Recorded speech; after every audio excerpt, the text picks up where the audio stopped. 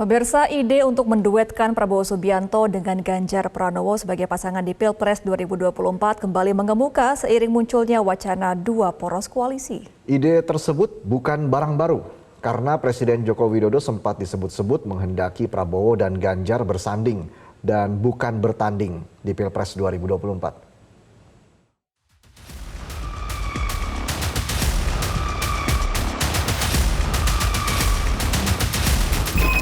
Di tengah kesibukan parpol-parpol menjalin koalisi, ide menduetkan Prabowo Subianto dengan Ganjar Pranowo di Pilpres 2024 kembali mengemuka.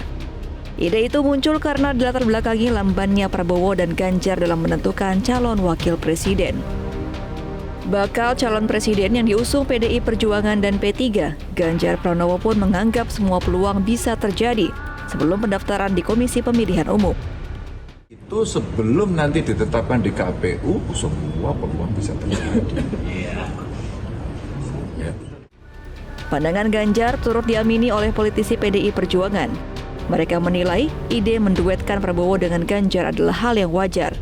Bahkan bisa saja menjadi kenyataan, asalkan antar ketua umum parpol koalisi bisa bersepakat. Jadi saya melihat kalau toh bisa, sekali lagi, tapi bukan sesuatu yang dipaksakan ya.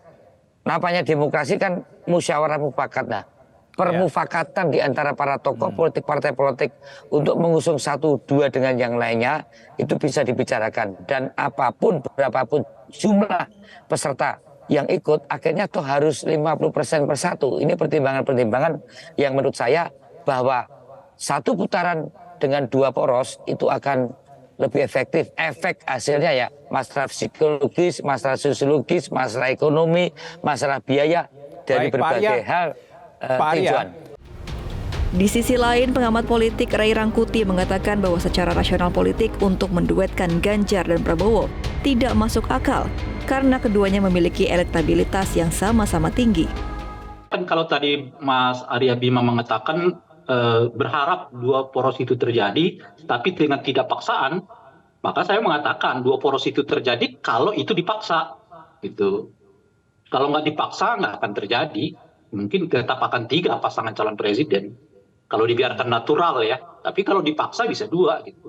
Karena menurut saya menyatukan keduanya itu lebih banyak karena pertimbangan paksaan itu, bukan pertimbangan rasionalitas politik. Kamu gimana mempersatukan keduanya antara Pak Prabowo dengan Pak Ganjar, elektabilitasnya sama-sama, kecuali elektabilitasnya satu tinggi satu rendah gitu, atau Pak Prabowo gabung dengan Anies atau Ganjar gabung dengan Anies gitu, itu mungkin dalam logikanya gitu loh.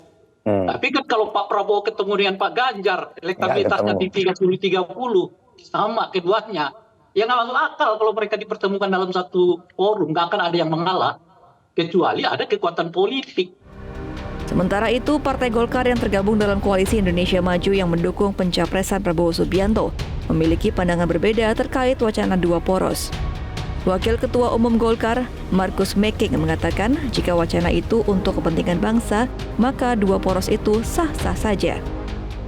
Sementara itu, Ketua Umum Partai Golkar Erlangga Hartarto justru tegas mengatakan bahwa Pilpres 2024 tetap 3 poros. Erlangga menyatakan hasil konsolidasi parpol koalisi pengusung Baca Pres telah menunjukkan arah 3 poros. Setelah bergabungnya Demokrat ke Koalisi Indonesia Maju, nama Bacawa Pres Prabowo Subianto juga akan segera diputuskan. Ya, kalau itu terjadi memang realitasnya demikian. Jadi ini kan yang kita bicarakan nih untuk kepentingan bangsa, untuk kepentingan negara. Kalau realitasnya terjadi penggabungan antara Ganjar dengan Prabowo, siapapun itu nanti menjadi presiden, ya yang lain juga harus legowo, gitu. Karena tadi yang disampaikan oleh Pak Arya Bima itu kan banyak faktor yang menguntungkan buat kita. Dari sisi anggaran kita bisa menghemat, dari sisi waktu kita juga tidak terlalu ribut terus di politik tahun depan, sehingga orang bisa bekerja, bisnis bisa tetap berjalan. Jadi ya dalam politik ini kan harus ada akal sehat dan nalar yang berjalan, tidak boleh ngotot-ngototan. Cuma masalahnya ini masalah yang paling mendasar adalah ini siapa yang mau jadi presiden ini yang paling penting. Kalau yang lain saya rasa sih harus bisa mengikuti karena kan tidak mungkin juga memaksakan calon dari Golkar kayak Pak Ridwan Kamil masuk ke susah dong. Nggak mungkin terjadi itu. Jadi kita harus realistis kalau menurut hemat saya dalam berpolitik itu, dan akal sehat dan realistis. Itu yang menurut hemat saya, dan yang nomor satu adalah untuk kepentingan bangsa dan negara supaya tidak terlalu gaduh lah.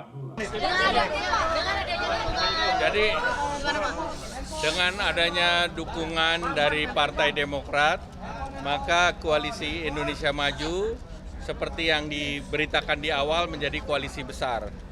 Dan penguasaan kursinya itu mendekati 45%. Ditambah lagi dengan partai-partai yang baru.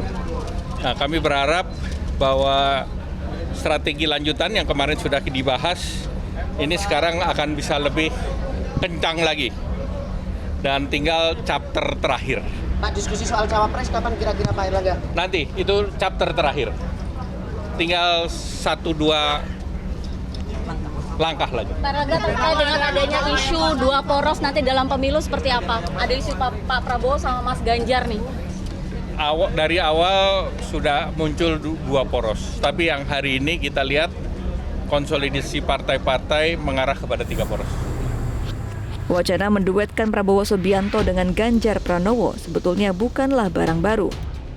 Ide itu pernah muncul ketika bakal calon Presiden Anies Baswedan dideklarasikan pertama kali oleh Partai Nasdem. Saat itu, Presiden Joko Widodo disebut-sebut menjadi pihak utama yang menghendaki Prabowo dengan Ganjar bersanding, bukan bertanding.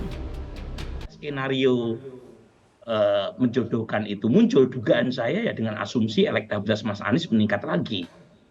Nah, kalau misalnya masih seperti sekarang, kemungkinan masih berat karena kedua capres dari faksi pendukung pemerintah itu masing-masing optimis sekarang untuk memenangkan putaran. Sejauh ini, hanya koalisi perubahan yang secara de facto telah memiliki pasangan capres dan cawapres, yaitu Anies Baswedan Muhaimin Iskandar.